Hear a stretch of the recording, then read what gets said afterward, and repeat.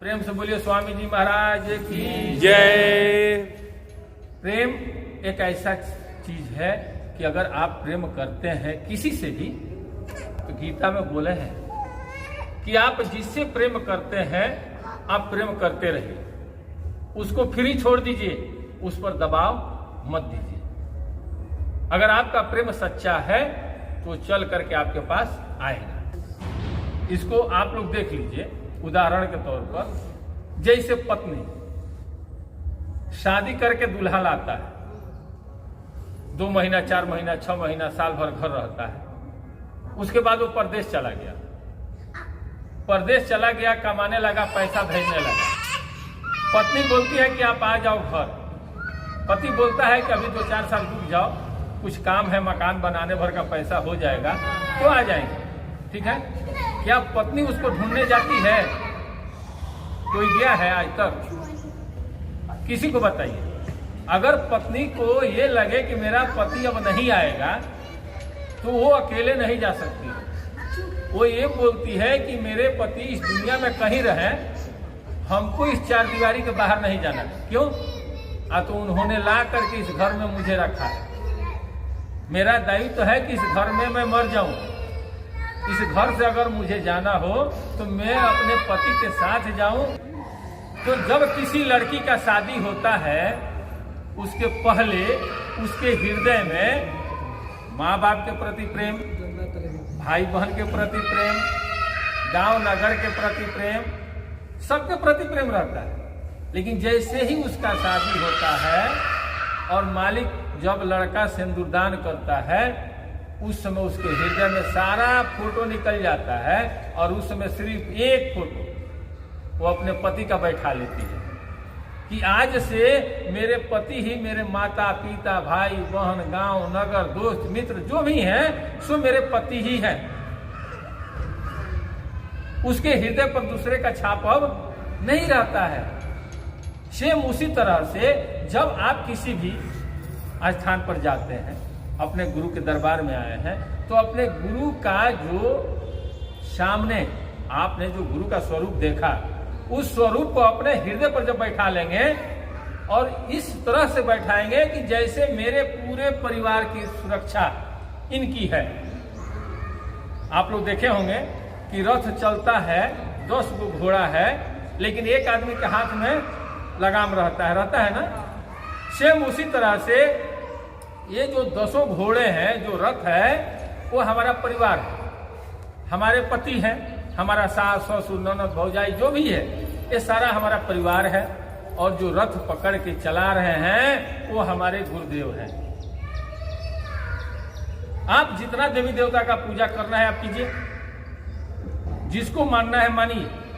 कोई भी संत धरती पर ये नहीं कहते हैं कि आप देवी देवता को मत मानिए, कोई नहीं कहता। जिस तरह से गीता में अर्जुन अपना सारथी बनाए थे भगवान को, उसी तरह से अगर आप मानव जोनी में, मानव जीवन में, इस घनघोर कलयुग में अगर आप अपने गुरु को अपना सारथी बना लेते हैं तो आपका रथ कहीं भी टूटेगा नहीं टूटेगा। ये दुबे जी का दावा है। श्री सदगुरु भैरव भक्ति योगाश्रम खलवा का शिष्य मैं दुबे जी ये वादा करता हूं कि अगर आप महाराज जी के अपना सारथी बना लेते हैं तो आपका रथ कोई नहीं हिलाएगा। देखिए, छोटा सा जगह है, अभी ये छोटा सा जगह है। यहां अभी लोग ये सोचता है कि भीड़ नहीं है। भीड़ लगाना कोई बड़ी बात नहीं है, भीड़ लगाना कोई बड़ी बात नहीं है। लेकिन भीड़ लगने से होगा क्या? भीड़ अगर लगता है तो होगा क्या? होगा ये कि उसमें हंगामा होगा। घर में जब मकान बनता है, घर के अंदर घर जब बनता है किसी का, तो मकान इसी हिसाब से बनाया जाता है कि कितने लड़के हैं, कितने हितनाथ हैं, उस हिसाब से मकान बनता है ना, कि कोई मेहमान आ जाए तो रहने के लिए दिक्कत न हो। सेम उसी तरह से कुटी भी है। यहां हम लोग अपने मालिक को अगर सारथी बना लेते हैं तो हमारा जीवन धन्य हो जाएगा। लेकिन बनाना चाहे तब तो हम जितना देर यहाँ आते हैं, जितना देर रहते हैं, उतना देर मालिक की चर्चा। और जैसे ही यहाँ से हम हटे, जैसे ही खलवा धाम से हम लोग आगे बढ़े, वैसे ही याद आने लगा कि सब्जी लेना है हो, तनी बाजार करके चल जाओ। महाराज जी कहते थे कि देखबो हो, घर से जब हम लोग चलते थे, हमारे साथ की घटना है। हमारा गांव में एक औरत थी, हम लोग टैक्सी किए थे, उस समय सस्ती का जमाना था 96 में। तो टैक्सी हम किए थे, तो उसमें सारे लोग बैठे, तो किराया जोड़ा गया। एक आदमी का किराया आ रहा था 50 रुपया। टैक्सी कमांडर चलता था पहले। तो एक लड़की रोने लगी अपनी माँ के साथ आने के लिए कि मैं भी कुटी पर चलूंगी। वो माँ बेचारी सोची कि एक आदमी का 50 है तो 2 आदमी का 100 होगा, 100 रुपया हम कहाँ से लाएंगे? एक काम करो, तुम मत जाओ। वो बोली नहीं हम लोगों से, लेकिन उसको आभास हुआ कि 2 आदमी हम लोग जाएंगे तो 100 रुपया लगेगा। वो बच्ची टैक्सी पर चढ़ने लगी, उसकी माँ उसको ढकेल करके गिरा दी, बोली कि जाओ तुम अभी मत जाओ, अगला बेर जाना। हम लोगों से नहीं रहा गया। हम लोग बोले चलो ठीक है, इनकी मर्जी, नहीं ले गए लोग। हम लोग कुटी पर आए। जैसे ही कुटी पर आए तो उसमें महाराज जी नीचे बैठते थे। हम लोग जाकर साष्टांग दंडवत किए। दंडवत करने के बाद महाराज जी बैठ गए, सत्संग स्टार्ट किए। उनका पहला सत्संग यही आया कि देखबा हो, अरे अगर कहीं जाई जाला तो अगर 2-4 आदमी आवे वाला बात तो के ले आवल जाला, क्योंकि छोड़े के ना चाहिए।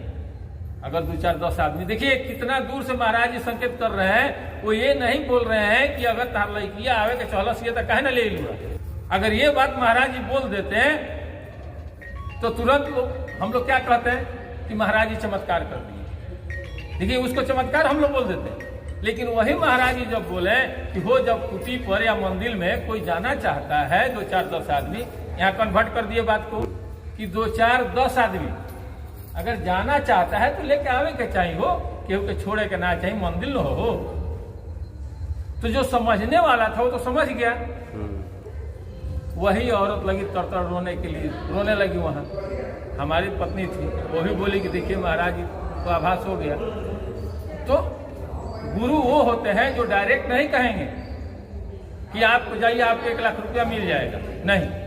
वो ये बोलेंगे कि आप कर्म कीजिए, उस कर्म में हम इतना ना शक्ति भर देंगे कि आपकी सफलता आपके पास पहुंच जाएगी। गुरु ये करता है। तो गुरु को जब हम सारथी बनाएंगे तो हमारा रथ कोई इस पूरे ब्रह्मांड में कोई नहीं रोकने वाला है। आस्था रखिए। अगर आप आस्था रखते हैं तो आपकी रास्ता मालिक निकाल देंगे।